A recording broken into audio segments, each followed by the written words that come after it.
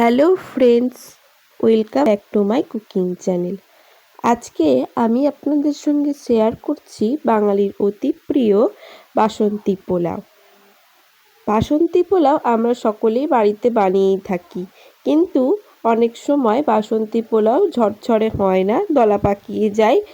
এই যাতে পুরো পারফেক্ট এবং ঝরঝরে খুব বাড়িতেই সহজে বানিয়ে নিতে পারেন, সেই টিপস সহ আমি আপনাদের সঙ্গে এই রেসিপিটি শেয়ার করছি। আশা করব আপনাদের ভিডিওটি ভালো লাগবে। বাসন্তী পোলাও তৈরি করার জন্য এখানে আমি বাঁশকাঠি চাল ভিজিয়ে রেখে দিয়েছিলাম 1 ঘন্টার মতো। এবার চালটাকে ধুয়ে আমরা ভালো করে জল ঝরিয়ে নেব। আমরা জল ঝরিয়ে যাওয়ার জন্য চালটাকে একটা ফুটো থালার মধ্যে নিয়ে ছেঁকে নিচ্ছি। এরপর আমরা ফ্যানের তলায় রেখে চালটাকে পুরো ঝরঝরে করে নেব। আপনারা চাইলে এখানে গোবিন্দভোগ চালও দিয়েও করতে পারেন।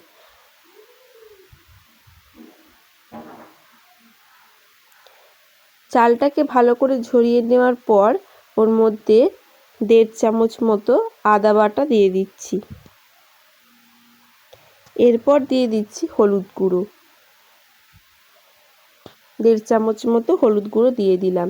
এরপর 5 থেকে 6 চামচ মতো চিনি দিয়ে দিলাম। আপনারা চিনিটা যেমন খেতে পছন্দ করেন সেরকম দেবেন। দিয়ে দিলাম স্বাদ অনুযায়ী লবণ, দিয়ে খুব ভালো করে মেখে নিচ্ছি। মেখে নিয়ে 1 ঘন্টা রেস্টে রেখে দিয়েছিলাম। 1 ঘন্টা পর ফিরে এলাম। এখানে আমি একটা বড় পাত্র বসিয়ে নিয়েছি। ওর মধ্যে একটু বেশি করে তেল আর 1 চামচ মতো ঘি দিয়ে দিলাম।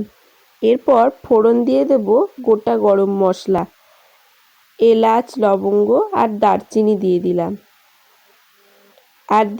আর একটা তেজপাতা, আর দিয়ে দিলাম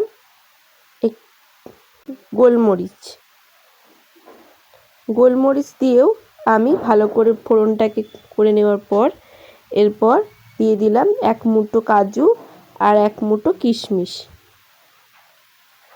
দিয়েও খুব ভালো করে ভেজে নেব। এরপর কাজু কিশমিশটা ভাজা হয়ে যাওয়ার পর বাসমতি চাল, মেখে রাখা বাসমতি চালটা দিয়ে দেব।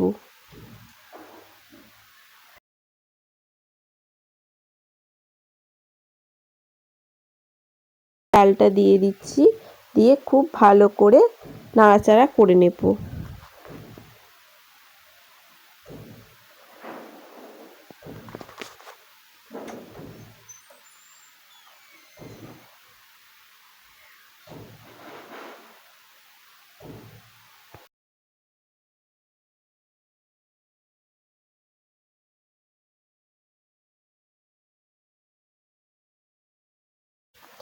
এবার চালের সঙ্গে বাকি উপকরণগুলোকে খুব ভালো করে 5 থেকে 7 মিনিট সময় ধরে খুব ভালো করে মিশিয়ে ভেজে নেব।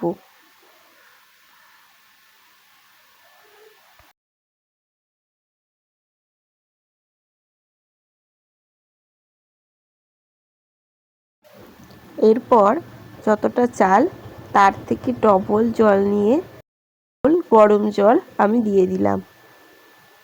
জলটা দিয়ে খুব ভালো করে মিশিয়ে দিচ্ছি। এরপর ঢাকনা চাপা দিয়ে চালটাকে ভালো করে রান্না করে নেব।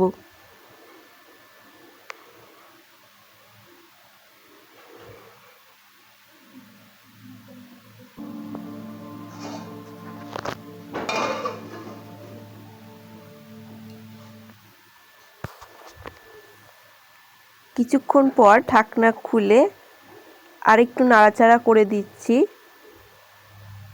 এখনো চালটা সেদ্ধ হয়নি। ঢাকা দিয়ে রেখে দেব 10 মিনিট।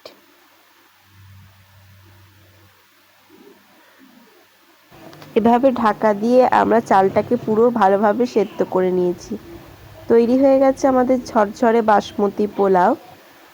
আশা করব আপনাদের ভিডিওটি ভালো লেগেছে। খুব সহজেই বাড়িতে আপনারা এই রেসিপিটি তৈরি করতে পারেন। চিকেন, মটন দুটোর সাথেই রেসিপিটি খুব ভালো লাগে খেতে। আজকের মতো এই পর্যন্তই।